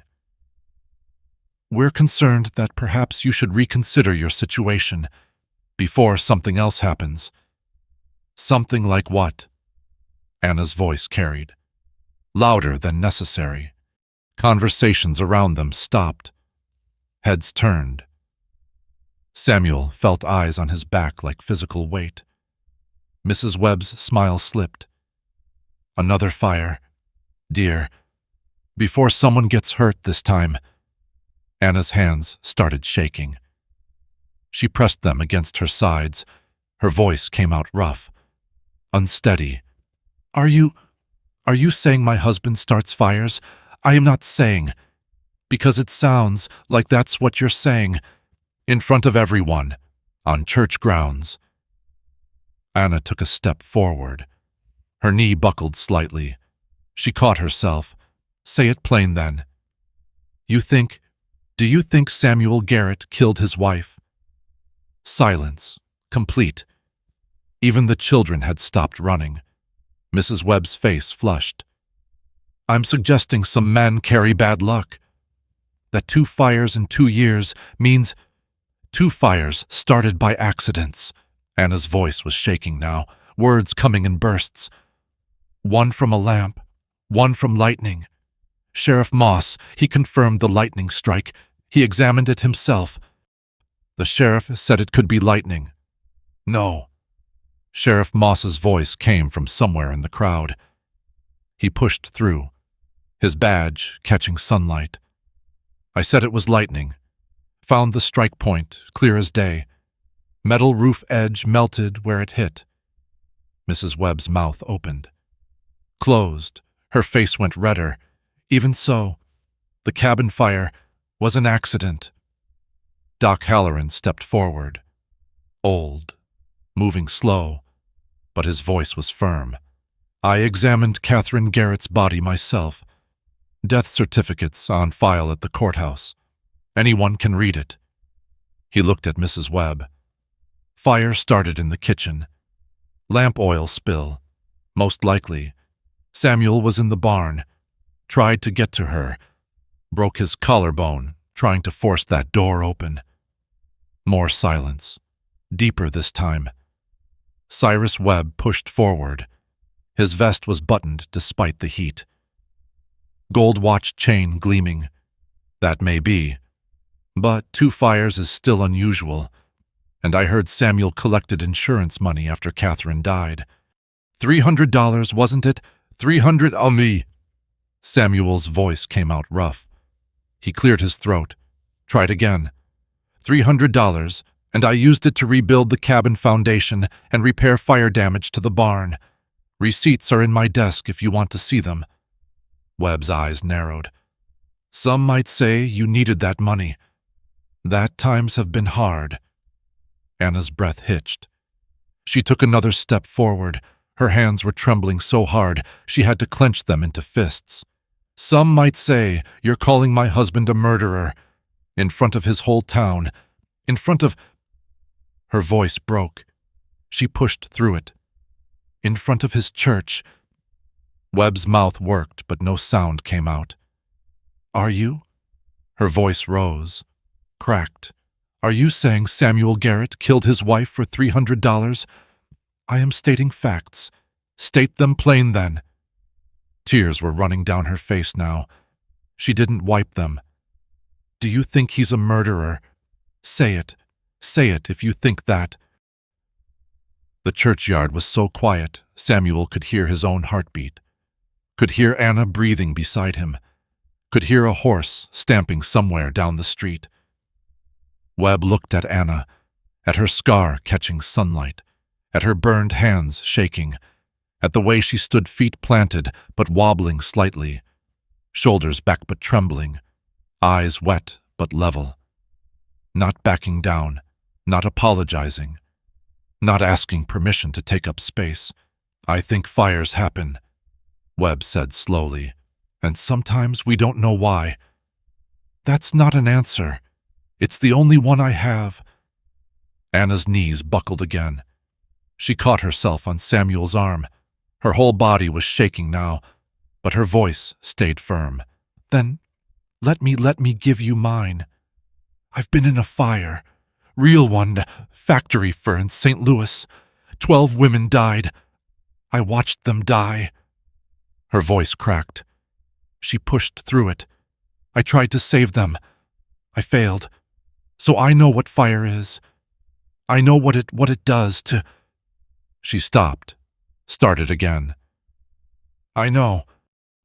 Mrs. Simmons made a small sound, turned away, covered her mouth with her handkerchief. And I know my husband didn't start that barn fire. I was there. I saw the lightning hit. I saw him risk everything trying to stop it. Anna's voice was breaking apart now, but she kept going. So if you're going to say he's cursed, say it to my face, not behind my back in your sewing circles. No one spoke. Well, her voice rose, cracked completely. Anyone want to say it now? Mrs. Patterson studied the ground. Mrs. Simmons examined her gloves. Mrs. Webb's mouth worked, but no words came. Reverend Miller came down from the church steps, walked to where they stood, looked at the crowd, then back at Samuel and Anna. I apologize. He spoke loud enough for everyone to hear. On behalf of this congregation, this isn't who we're supposed to be. Could have fooled me, Anna said quietly. Her legs were shaking so hard, Samuel could feel it through his arm. Miller flinched. You're right. We've been unkind. We've let fear make us suspicious. He looked at Mrs. Webb. We've let grief turn into accusation. He raised his voice. The Bible tells us to love our neighbor, to welcome the stranger, to comfort those who mourn. He looked at the congregation. We've failed at all three. Johnson stood up from where he'd been leaning against a wagon. Reverend's right. I've known Sam since he was a boy. He's a good man. He looked at his wife. We should have said something before now. Mrs. Johnson nodded. Slowly, like the movement hurt.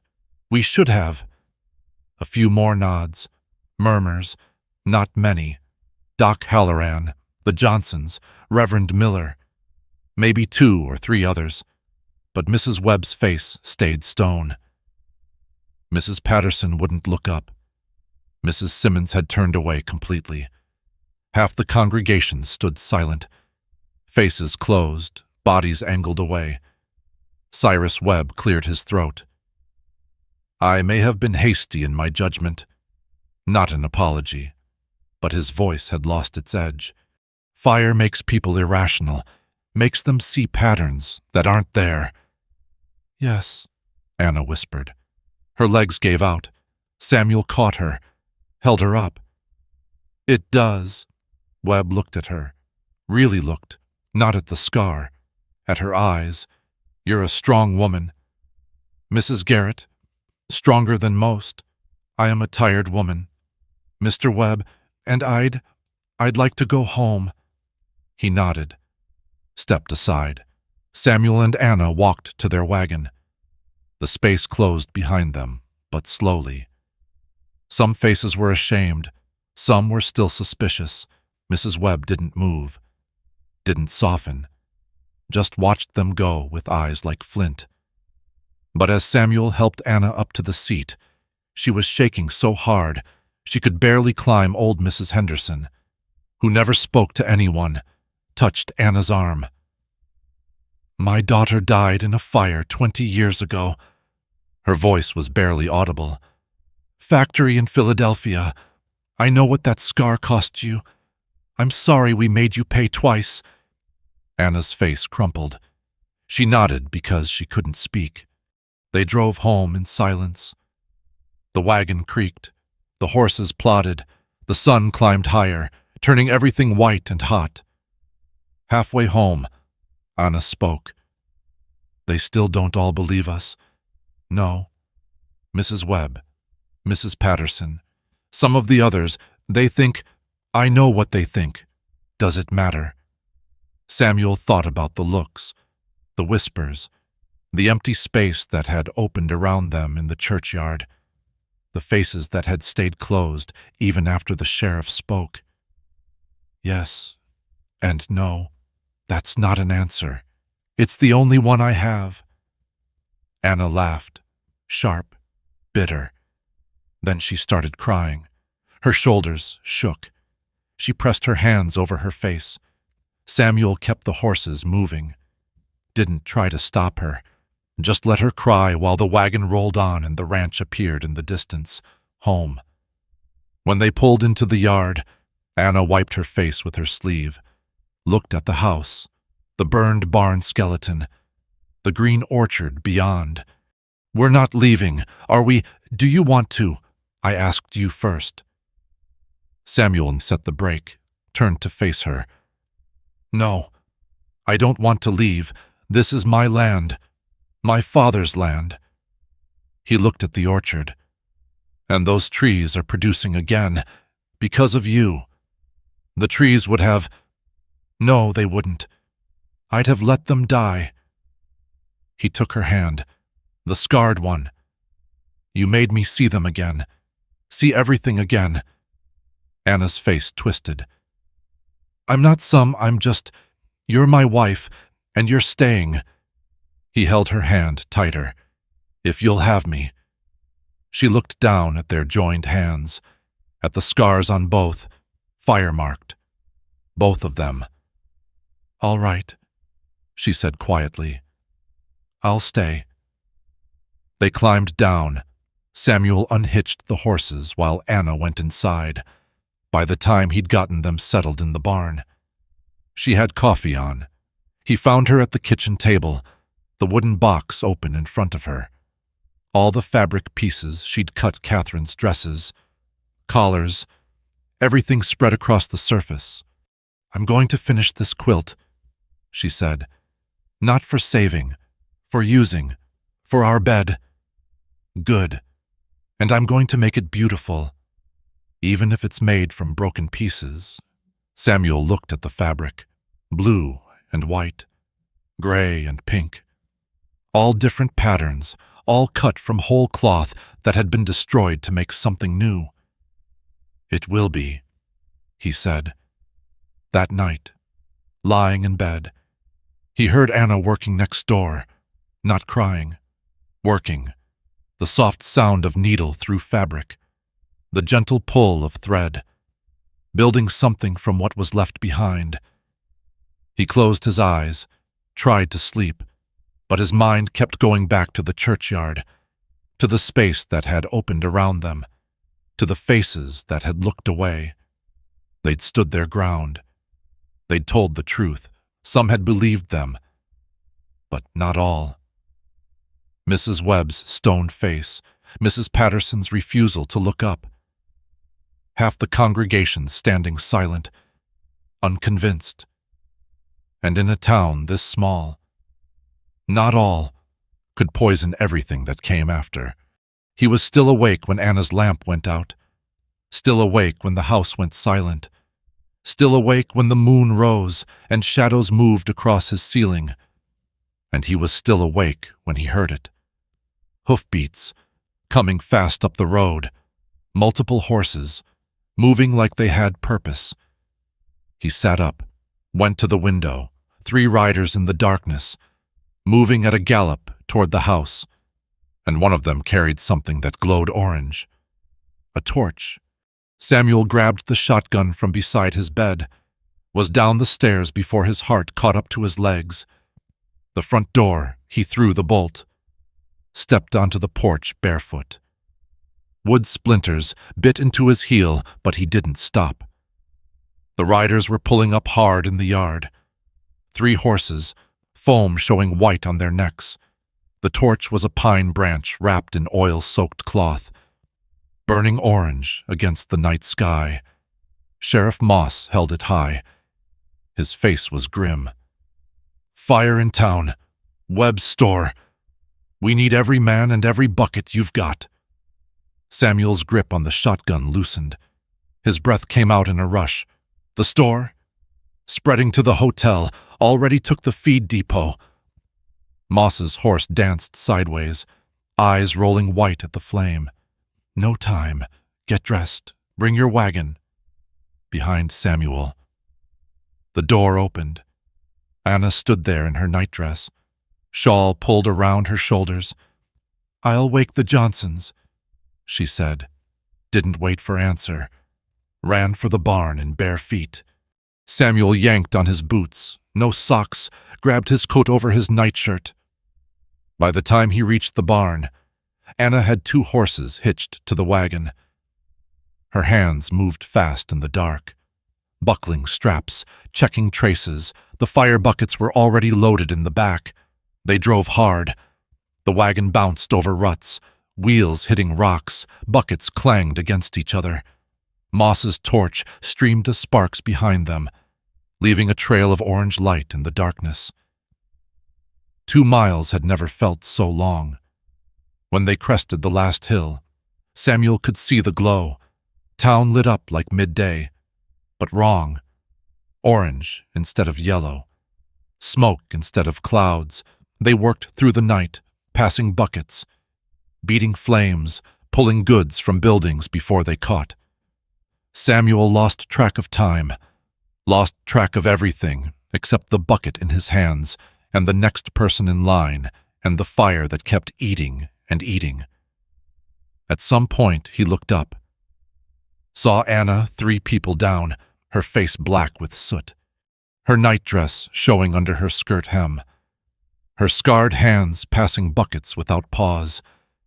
When dawn came, the fires were out. Webb's store was gone. The hotel was gone. 3 other buildings, damaged but standing.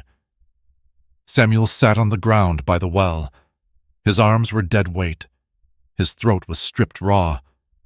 He couldn't remember when he'd last had water. Anna appeared with a dipper, handed it to him. He drank. The water was cold and sweet and tasted like he'd earned it. Around them, people were doing the same, sitting, drinking, faces gray with exhaustion and ash. Cyrus Webb stood in front of what used to be his store, just stood there staring at the foundation stones and piles of charcoal. Samuel forced himself up. His legs shook but held. He walked over. "I'm sorry. Webb didn't turn. Lightning strike. Hit the roof during that storm last week. Sheriff found where it smoldered in the rafters until tonight." "Lightning strike?" "Yes." Webb's voice was flat, empty. "Same as yours." They stood together, 2 men looking at ash, at the end of something and the place where something else would have to begin. "I was wrong about you," Webb said. "About the fires, about—" He turned. His face was haggard. "I accused you of bringing disaster. Turns out disaster doesn't need help from anyone." Samuel didn't know what to say. Webb looked past him to where Anna sat by the well, still catching her breath. "Your wife worked harder than anyone tonight. Didn't quit once." "She knows fires." "Yes." Webb held out his hand. "I owe you both an apology." Samuel took the hand, shook it. Webb's grip was firm despite everything. "We'll rebuild," Webb said. "The store, the hotel, all of it. Yes. Could use help when the time comes, if you're willing." Samuel looked at him, at the bridge being built from ashes and exhaustion, and the simple fact that some things mattered more than pride. "You know where to find me." 6 weeks after the church confrontation, as autumn approached and the days shortened, wagons started arriving at the ranch. Samuel was in the barn, oiling harness leather. When he heard them, he came out to see Sheriff Moss leading a line of 6 wagons up the road. Johnson and his 3 sons, Doc Halloran with his grown nephew, even Cyrus Webb, driving a wagon loaded with fresh-cut lumber. Moss climbed down. "Figured you need a proper barn before winter sets in." Samuel couldn't speak. His throat had closed up. "Well," Moss grinned, "you going to stand there, or you going to help?" They worked through 2 days. The frame went up section by section. Hand-hewn beams joined with the wooden pegs the old way. The sound of hammers on nails rang across the valley, men calling to each other. Rope creaking through pulleys as they raised the ridge pole. The women set up tables in the yard. Food appeared like magic. Corn dodgers, still warm from the oven. Cold chicken wrapped in cloth. Jars of pickles and preserves. Anna brought out her peach preserves, her own recipe made from their harvest. Set them on the table without ceremony. Just another dish among many. Mrs. Johnson tried them first. Her eyebrows went up. "Anna, these are wonderful." "Thank you." Mrs. Henderson took a jar. "Could I get your recipe?" Anna's mouth opened, closed. "Yes, of course." Ms. Webb came too. She didn't apologize, didn't explain herself, just set her basket on the table and nodded to Anna once before moving to the far end of the yard. Stayed there, didn't approach again. Mrs. Patterson stayed home entirely. But enough came. The Johnsons, Doc Halloran, Sheriff Moss, Reverend Miller, others. It was enough. By the second evening, the barn frame stood, new wood bright against the old ranch buildings. The men packed up their tools, the women gathered their baskets. Johnson clapped Samuel on the shoulder. "Good barn. Should last you 30 years if you take care of it." "Thank you, all of you. That's what neighbors do." They left in a line, wagons rolling down the road, dust rising in the evening light. Samuel and Anna stood in the yard and watched until the last wagon disappeared over the hill. When the dust settled, Anna turned to him. "Come with me. There's something we need to do." She led him to the orchard, to the spot where they'd worked together that first spring, where she'd first shown him the green buds pushing through bark, where everything had started coming back. A hole was already dug. A young peach sapling lay beside it, roots wrapped in wet burlap. A bucket of water sat nearby. "Thought we could plant this," she said, "for what comes next." Samuel looked at the sapling, at the prepared hole, at Anna's face in the fading light. "All right." They knelt together in the dirt. Samuel unwrapped the burlap from the roots.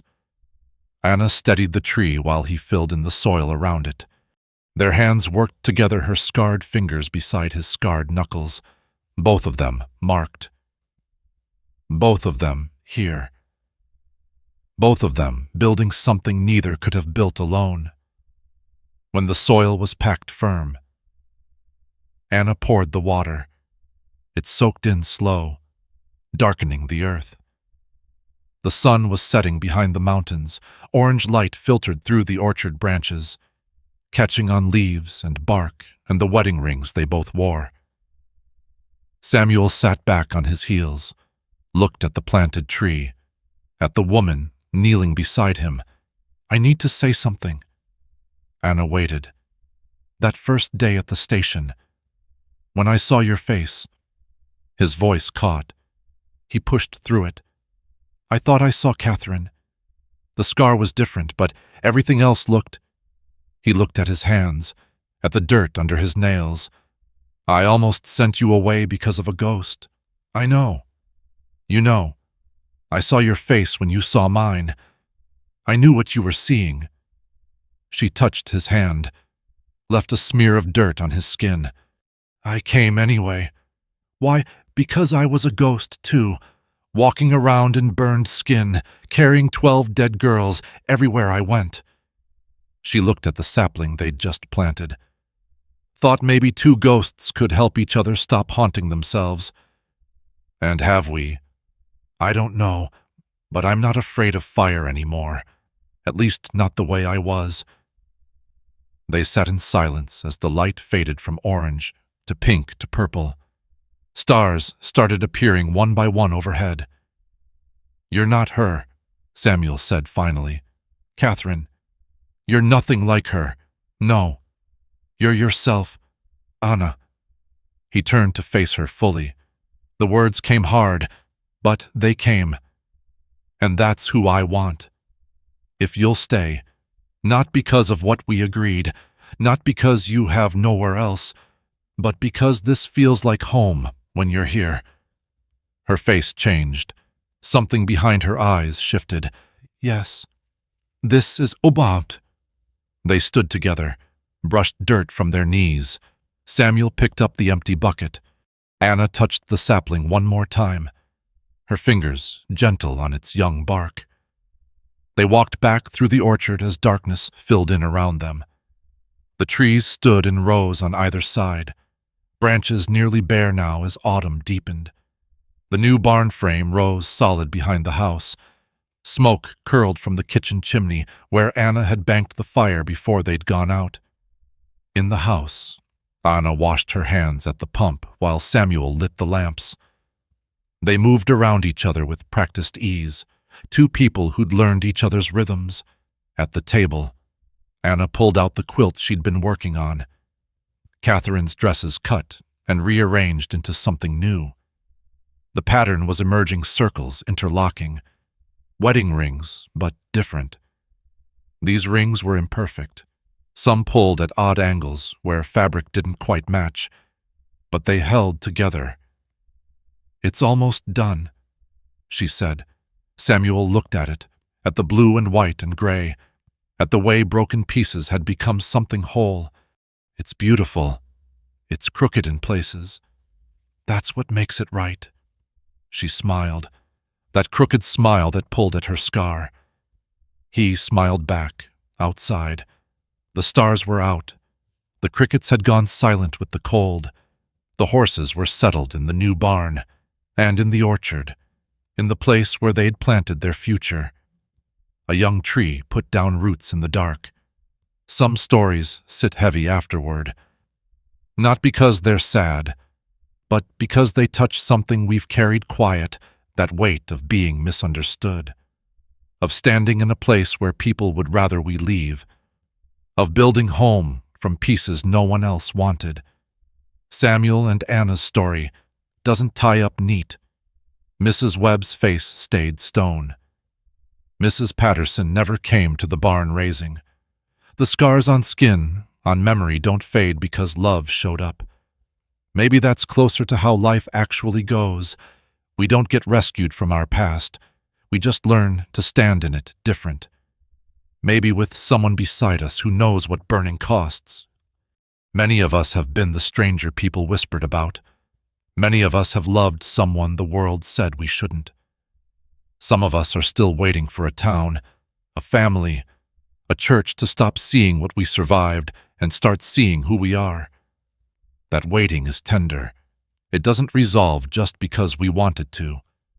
It's all right if this story feels unfinished. Real things often do. Thank you for sitting with Samuel and Anna through the hard parts and the uncertain ending.